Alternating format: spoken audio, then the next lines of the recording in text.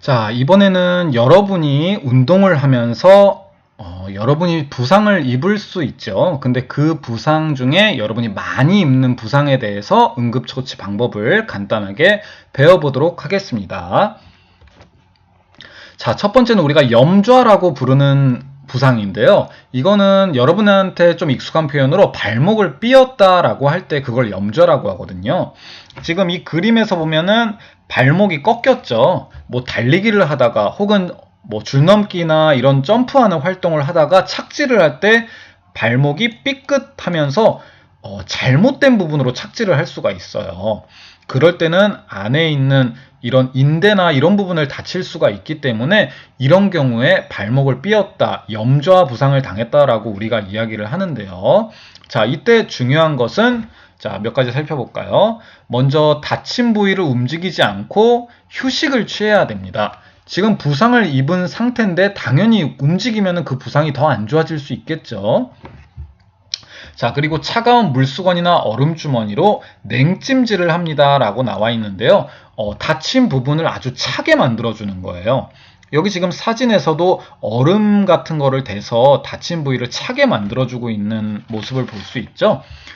찜질에는 참고로 냉찜질과 온찜질이 있는데 말 그대로 다친 부위를 차게 하는 게 냉찜질, 그리고 따뜻하게 하는 게 온찜질이에요. 상황에 따라서 두 가지를 다 쓸 수 있는데 일단 부상을 바로 입었을 때는 사실 대부분 냉찜질을 하는 게 맞아요. 우리가 어떤 부분을 다치게 되면은 그 부분에 혈관, 그러니까 피가 흐르는 혈관도 함께 다치게 되는 경우가 많거든요. 그러면은 내 몸에 있는 피들이 그 다친 혈관 주변으로 많이 모이게 돼요.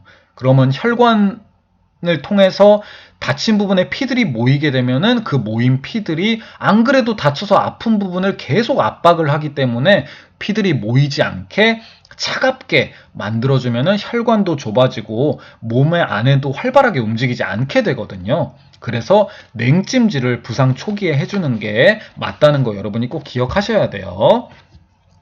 자, 그래서 냉찜질을 해서 피들이 안 모이게 해서 더 큰 부상을 예방하고요.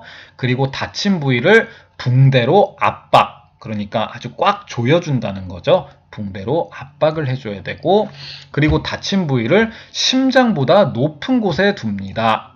라는 내용도 아까 얘기한 것처럼 피와 관련된 부분인데요. 아까 얘기한 것처럼 혈관을 따라서 내 몸에 다친 부분으로 피가 몰리게 되기 때문에 더 부상이 계속 심해질 수 있거든요. 근데 다친 부위를 심장보다 높은 곳에 두면 심장보다 높은 곳은 피가 잘 흐르지 않게 되거든요. 빠르게. 그렇기 때문에 심장보다 높은 곳으로 올려서 피가 좀 덜 통하게, 아주 안 통하는 것은 아니지만 활발하게 통하는 걸 조금 막아서 더 큰 부상을 막는 거라고 생각하면 됩니다.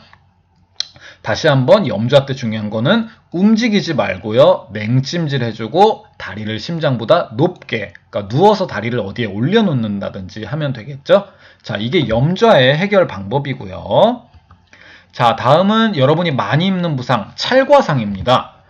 넘어져서 피가 나는 거. 그러니까 우리가 운동이나 어떤 활동을 하다가 피가 나게 되면, 흐르게 되면, 보이게 되면 우리가 대부분 찰과상이라는 표현을 쓸 수 있는데요. 자, 찰과상에서 중요한 것은 상처 부위를 식염수나 깨끗하게 되어 있는 물이나 흐르는 물로 씻어줘야 되고요. 왜냐면 내가 뭐 땅에 넘어졌다거나 하든지 하면은 거기에 이물질들이 많이 묻어 있을 수 있겠죠. 근데 피가 지금 드러나 있는, 내 살이 찢어져 있는 그 부분에 그런 이물질이 더 안 좋은 영향을 끼칠 수 있기 때문에 먼저 씻어주고요. 그리고 거즈로 압박해서 지혈한다고 해요. 피가 나는 부분을 꽉 압박을 하게 되면은 피가 멈추게 되거든요. 그걸 지혈이라고 합니다. 지혈을 해줘야 되고, 그리고 지혈이 잘 되었다면 그 부상 부위로 세균이나 이런 게 감염되지 않도록 소독을 해주면 좋겠죠. 자, 그래서 찰과상은 여러분이 익숙하죠. 여러분이 다쳐서 피 흐를 때도 집에서 엄마나 아빠가 피 흐르는 부분을 꽉 눌러준 다음에 약을 발라주거나 하시잖아요. 그게 다 이런 방법이라고 생각하시면 됩니다. 자, 다음은 타박상입니다. 타박상은 멍이 드는 걸 우리가 타박상이라고 하는데요. 찰과상하고 차이는 찰과상은 피부가 이렇게 찢어지거나 하면서 피가 밖으로 흐르는 거고요. 타박상은 우리가 피부가 빨개지고 까매지는 거 있죠?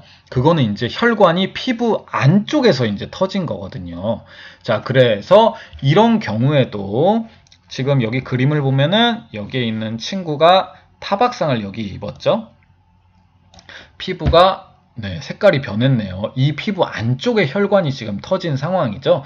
그러면 우리 아까도 얘기했듯이 자, 막 다쳤어요. 냉찜질을 해줄까요? 온찜질을 해줄까요? 네, 맞습니다. 냉찜질 꼭 해줘야 된다는 거고요. 지금 이 부분으로 온몸에 피가 몰리게 되면은 더 부상이 심해질 수 있어요. 그 피들이 여기를 막 꾹꾹 누를 수 있거든요. 그렇기 때문에 이 부분을 차갑게 해주면은 피가 흐르는 혈관들이 좁아져요. 그래서 피들이 많이 몰리지 않기 때문에 냉찜질을 먼저 해주면 되고요.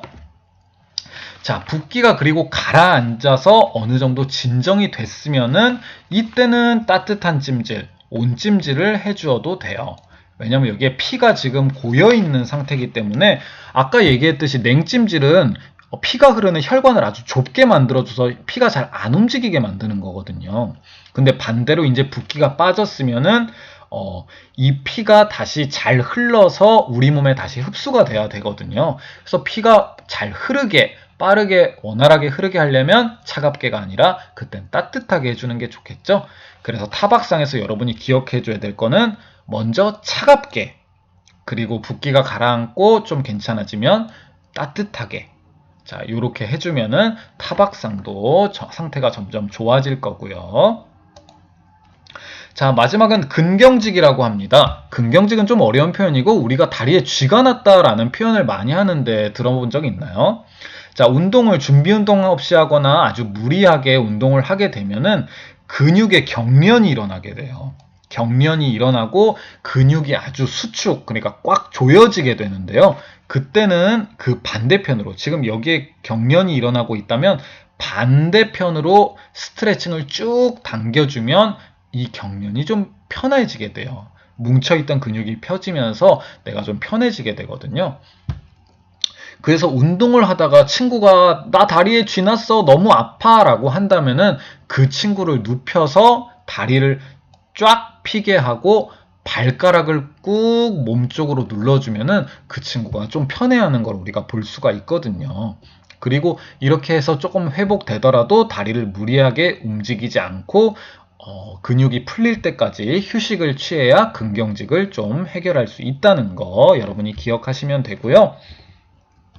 지금 몇 가지 응급처치를 하는 방법에 대해 배웠는데 여기서 중요한 거는 여러분이 응급처치를 무리하게 하지 않고 선생님이나 다른 119나 이런 데서 도착해서 도와주기 전까지 친구들의 부상을 조금 막아주는 정도라고 여러분이 생각하시면 되고요. 학교에는 보건 선생님도 계시고 선생님들도 계시기 때문에 만약에 여러분이 운동장에서 놀다가 친구가 다쳤다라고 하면은 한 친구는 빨리 올라가서 선생님을 부른다든지 아니면 보건 선생님을 모시고 온다든지 할 수 있게 하고 그 잠깐 사이에 내가 할 수 있는 거를 뭔가 해줄 수 있으면 좋겠죠. 친구가 발을 삔 상황이라면은 야 움직이면 안 돼. 가만히 있어서 잠깐 다리를 쉬게 놔도 할 수도 있고 혹은 차가운 게 있다면 대줄 수도 있고 넘어져서 피가 났다면은 그거를 흐르는 물로 씻게 해줄 수도 있고 친구가 쓰러졌는데 멍이 들었다 그러면은 차가운 거를 대줄 수도 있고 친구가 다리에 쥐가 났을 때는 내 몸 쪽으로 다리를 들게 해서 발가락을 이렇게 쭉 몸 쪽으로 꺾어줘서 근육을 편하게 해줄 수도 있는 거죠. 이런 부분은 여러분도 충분히 할 수 있는 부분이기 때문에 선생님이나 보건 선생님이 오시기 전까지 여러분이 이런 응급처치를 할 수 있다는 것도 알고 있으면 좋고 실제로 실천까지 할 수 있다면 내 친구의 부상을 더 막을 수 있을 겁니다.